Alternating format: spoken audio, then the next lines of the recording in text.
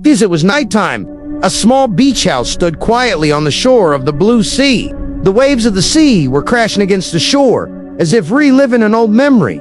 In this house, a 7-year-old girl, Amelia Jones, was tossing and turning in her sleep, her face filled with fear, her body drenched in sweat. Suddenly, she woke up with a scream. Amelia gasped, "Mother!" She came again, the same blue eyes that keep looking at me. The door to the room opens. Margaret Jones, her mother, comes in. She was a gentle but strong woman, a marine biologist by profession. She hugged Amelia to her chest. Margaret gently, "Amelia, she is just a dream. There is only water in the sea, nothing else." Amelia nodded at her mother's words, but her eyes remained fixed on the ceiling. On that ceiling, she saw the same shadow again and again, with long hair, blue eyes, and a voice like the ocean whispering.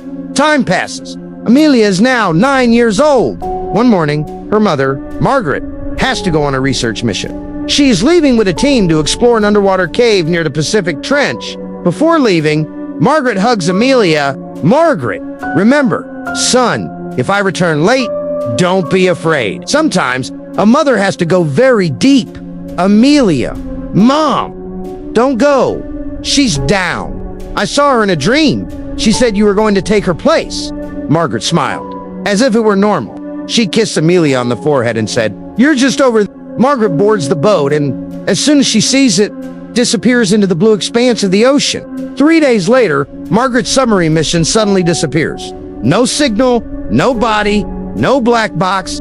The only message we've seen is that it's not human. Amelia's world is plunged into darkness. Her mother is gone, and her dreams are starting to come true.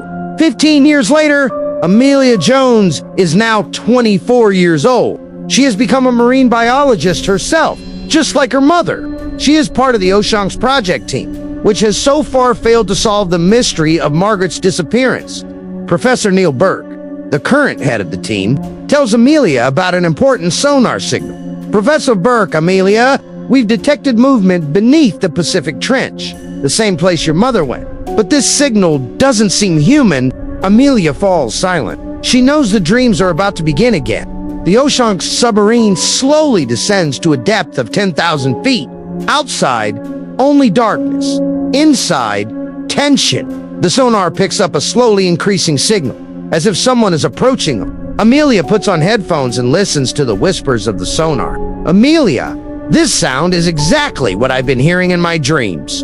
Then suddenly, a whisper becomes clear, a echoing voice. "Amelia, come down. I'm your mother." The whole team is stunned. Professor Burke immediately removes the sonar. Professor Burke in a stern voice, "It can't be your mother.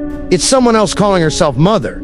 Amelia says nothing, but her face is a mixture of fear and hope. Nighttime, the cabin of the submarine. Amelia alone, in her cabin. Outside, there is only darkness and the faint sounds of sonar. Then she suddenly sees that outside, underwater, a shadow is moving. She leans over the sonar screen and a blurred face appears. The face is the same eyes, the same hair that she has dreamed of as a child. Amelia trembling, Mother Shadow puts her hand on the submarine's glass, as if asking permission to come in. Suddenly, the submarine's lights go out. The emergency alarm inside starts to sound. Red lines run across the sonar screen. Amelia runs to the cabin door, but then a piece of paper floats in. Amelia picks it up. It has only one sentence written on it.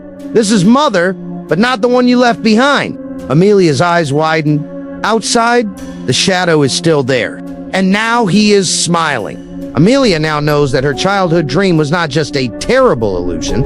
It was a reality that now stands alive in front of her in the deep darkness of the sea.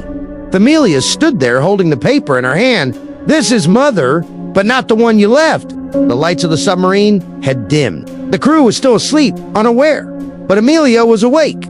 Outside, the shadow was still clinging to the submarine's glass. He was staring at Amelia with a faint smile, as if he had been waiting for years. Amelia murmured softly, "This is not a dream. This is reality." The next morning, there was a commotion in the submarine. Professor Burke was angrily giving instructions to the crew. "Burke, we lost a signal during the night. For a moment, an unknown object was present near the submarine. It could be a sea creature or something else." Amelia stood still. She had recognized this creature.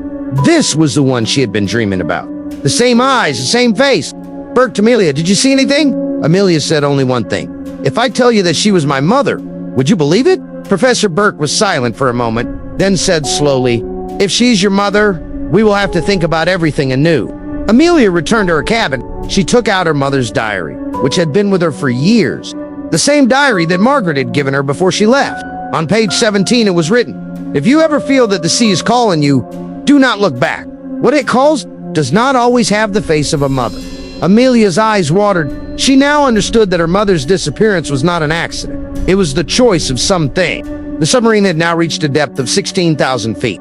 It was completely dark outside. There was only a rocky trench below, which was named Trench X. Suddenly, the submarine's electrical system shut down with a jolt. The sonar screen went dark. The alarm started to sound. Burke, bring the submarine up. Now, this zone is not safe. But then another signal appeared. The sonar formed an image of a humanoid figure covered in hair, but with a body like a fish. Amelia, she's saying something. A voice comes. Amelia, I'm down. Come to me. I miss you. The crew's faces began to tremble. Burke! Amelia! This is not your mother. This is some creature that wants to pull you away. Amelia became restless. But from the depths of her heart, a cry was coming. A cry that she had heard in her dreams for years. Amelia locked herself in her room. She could hear her mother's voice from everywhere. Amelia, you are mine. You have to come. She could see the damp patterns on the walls. Once she looked in the mirror, she saw her mother's image instead of herself. But the face was not human. It was the face of a savage, bitter woman that the sea had swallowed and was now sending back. Amelia loudly, who are you? My mother or someone else came from the wall. Your mother and your future Professor Burke decided to end the mission and return to the surface. But something was stuck at one of the submarine's exit points. When the drone camera got closer and filmed it, a blurry image emerged. Margaret Jones, the same dress, the same hair, but her face was blank, as if there was something else under the skin. Amelia was watching silently on the monitor. Then Burke put his hand on her shoulder. Amelia, we have to get out of here, Amelia said softly. No, I have to go. She is calling me and I have to face her. Professor Burke asked in surprise. Who is facing her? Amelia said a single word. The truth? Amelia goes to the special airlock section of the submarine. The crew tries to stop her, but it is too late. The door opens. The blue darkness of the sea comes in. Amelia pauses for a moment and then jumps into the water. A shadow in the water moves towards her. The same eyes, the same hair. But now she is not a mother, but a new creature who wants Amelia to become the same. Subscribe Amelia, opened the airlock, and jumped into the blue darkness of the sea. The crew inside the submarine screamed, but nothing could happen now. Amelia was gone, her body sinking downward. The shadow was pulling her towards it. The water was cold, rough, and heavy. But there was no fear on Amelia's face. There was a strange calmness, as if she had been searching for an answer for years and was now close to it. Amelia's eyes were open. She was not breathing, but she was not suffocating either. She saw a large rocky cave in front of her, on the edge of which stood Margaret Jones. Amelia, in a low voice, Mother Margaret slowly extended her hand, but her skin was not like that of a human being. It was covered with moss, covered with blue blisters. Her eyes were glowing from within, blue, spreading light, and her voice echoed underwater. Margaret, Amelia, I am your mother, and you are my next form. Amelia looked around. There were other shadows here, like humans, but all had become half human. Some of them were women, some were men, and all had the same blue light on their faces. Amelia, who are all these people? Margaret, all those who came looking for their mother and did not return. Tears came to Amelia's eyes. So are you dead? Margaret, I am not dead. I have changed. The sea has given me its form, and now it is your turn. Amelia's breathing was quickening, her heart beating even in the water. She remembered what her mother had said. If the sea ever calls you, don't look back. She turned around. Amelia looked back and the submarine's light was shining far away. For a moment she thought she could swim back, but Margaret's voice came. There is no going back. Either you will be with me, or you will be lost in this depth forever. Amelia closed her eyes and prayed one last prayer. Suddenly, Amelia reached out and pushed Margaret away. Amelia shouting, "You can be my mother, but I will not be what you became." A flash of lightning ran through the water. The rest of the creatures in the cave began to run. The blue light flickered. Amelia took a small flare from her belt and lit it. The light spread throughout the cave. The shadows began to retreat. Marcus shouting, "No, the light burns us." Amelia threw the flare into the heart of the cave. A loud explosion occurred. The rocks began to shake and the cave slowly falling. Amelia immediately started floating upwards, towards the light, towards life. 5 minutes later, the submarine crew heard an emergency message. "It's Amelia! I'm alive! Open the airlock!" Everyone was shocked. They opened the door. Amelia comes in, She has Margaret's diary in her hand.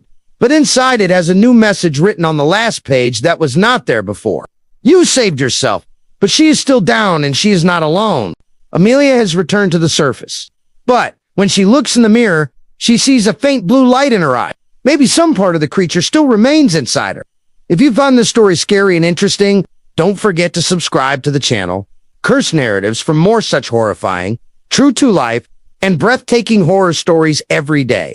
Subscribe, press the bell icon, and be ready to learn the world's darkest secrets.